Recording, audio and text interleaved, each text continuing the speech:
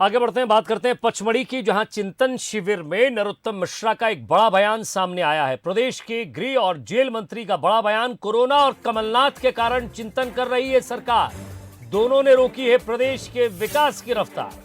तो समय कम मिला है और उसी में काम का टारगेट पूरा करना है। विकास को रफ्तार देने के लिए सरकार चिंतन कर रही है, इसीलिए पचमढ़ी में इस चिंतन बैठक का आयोजन किया गया है। तो कमलनाथ और कोरोना के कारण रफ्तार रुकी है, जिसको विकास देने के लिए, रफ्तार देने के लिए यहां चिंतन शिविर का आयोजन किया गया है। हमारा जो दो का कहरा थे उसमें काम बाधित हुआ, चाहे वो कमलनाथ हो चाहे कोरोना हो। इन दो ककेरा की वजह से काम विलंब हुआ, तो हमें और तेज चलना पड़ेगा, तभी हम जनता को उतना आउटपुट दे पाएंगे।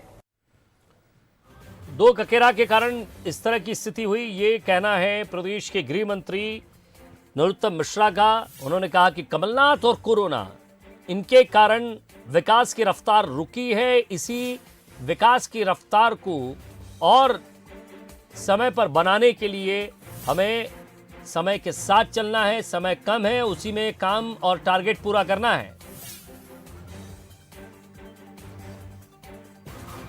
कांग्रेस के प्रवक्ता प्रखर वक्ता अजय सिंह यादव हमारे साथ जुड़ गए हैं। अजय जी, आपने सुना होगा चिंतन शिविर में क्या कहा है प्रदेश के गृह मंत्री नरोत्तम मिश्रा ने। देखिए विजय जी, घोर निंदनीय, आपत्तिजनक और इस तरह का बयान गैर जिम्मेदारी पूर्ण है। तो क्या नरोत्तम मिश्रा जी और पूरी सरकार इस तरह के ऊट पटांग बयान देने के लिए पचमढ़ी गई है? इससे यही पता चलता है। आप मुझे बताइए, कोरोना में 3.5 लाख लोगों की मौत हो गई मध्य प्रदेश में, और कितनी कसर रह गई है इस सरकार को? और मुआवजा एक आदमी को नहीं दिया।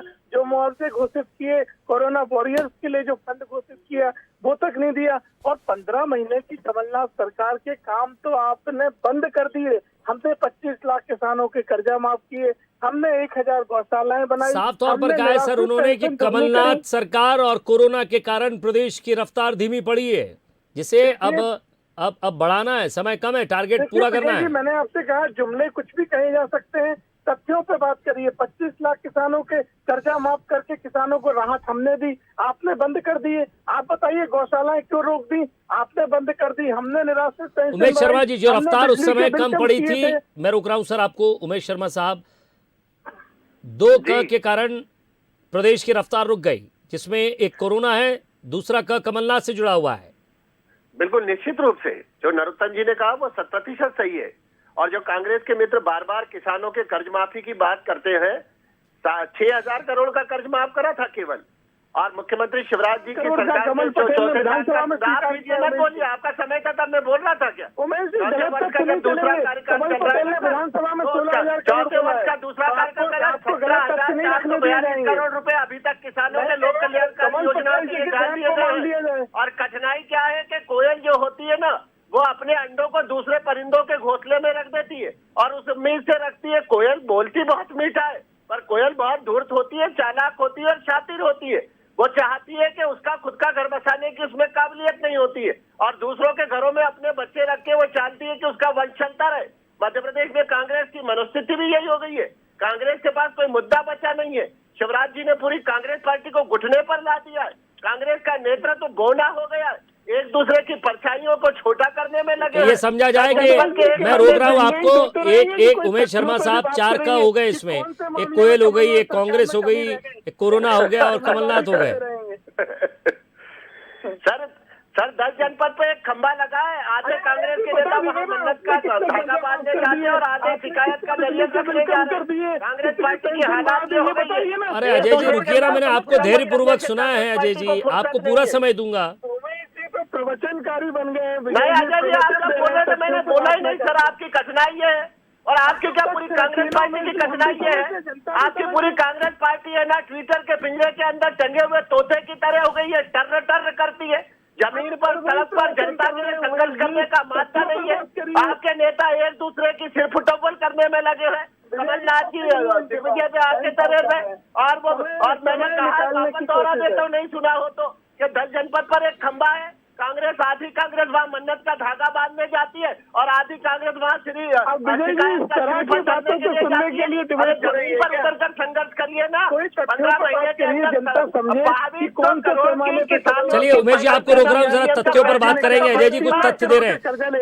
उमेश जी रुकिए, आप तथ्य दीजिए। चलिए अजय जी, आप तथ्यों पर बात कर रहे थे, आप तथ्य बताइए। देखिए विजय जी, मैंने आपको बताया 15 महीने की सरकार ने जनहित की तमाम योजनाएं दी और मध्य प्रदेश में भाजपा सरकार ने सभी योजनाएं बंद कर दी। 2 साल में मध्य प्रदेश में सिवाय कर्जा लेने के ये सरकार क्या कर रही है, मुझे बताइए। आप कहते हैं विकास के लिए पैसे की कमी नहीं है। अरे कमी नहीं है तो बिजली के बिल 100 रुपए क्यों बंद कर दिए? कर्जा माफी का अगला चरण क्यों बंद कर दिया? गौशालाएं क्यों बंद कर दी? आधे गायों का चारा 20 रुपए से 1 रुपए 20 पैसे क्यों कर दिया? केवल और केवल जुमलेबाजी करते रहेंगे क्या? अरे अब हमने निराश्रित पेंशन 600 और कोई तथ्य बचा है आपके पास?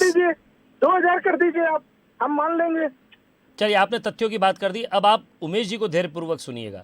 उमेश जी जवाब दीजिएगा इन सवालों का। विजय जी, जिन तथ्यों के बारे में अजय जी बात कर रहे हैं, मैं तथ्यात्मक बात करता हूं। इन्होंने तो 100 वचन पत्र का एक पाखंड पत्र जारी करा था।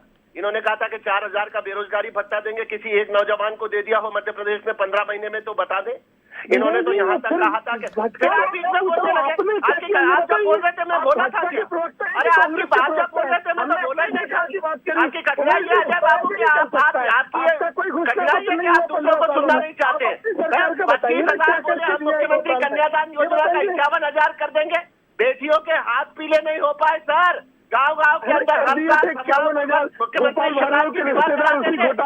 पाखंड के चक्कर में 25 के 50 करने के चक्कर में ढपोर संघ की सरकार ने सड़क पर ला दिया। और क्या करा? नौजवानों को हमने कहा कि ढोल चराओ की प्रैक्टिस कराएंगे। इन्होंने कहा कि बैंड बजाओ के द्वारा रोजगार किसानों को दिया जाएगा। और जो बार-बार 25 लाख किसानों का रोना रोते हैं, किसी एक किसान का 2 लाख माफ कर दिया हो तो बता दे। किसी का 25,000, किसी का 35,000, कुल जमा 6,000 करोड़। शिवराज जी, चलिए ये तथ्य है जनता के सामने, आप दोनों ने रखे हैं, आप दोनों ने ये तथ्य रखे हैं और स्वाभाविक सी बात है जनता भी समझ रही है, देख रही है किसके तथ्य में कितना दम है और कौन रफ्तार की तरफ है, कौन विकास की तरफ है और कौन पिछड़ेपन पर है। ये दर्शक भी समझता है। बहुत बहुत शुक्रिया आप दोनों का तमाम बातचीत के लिए।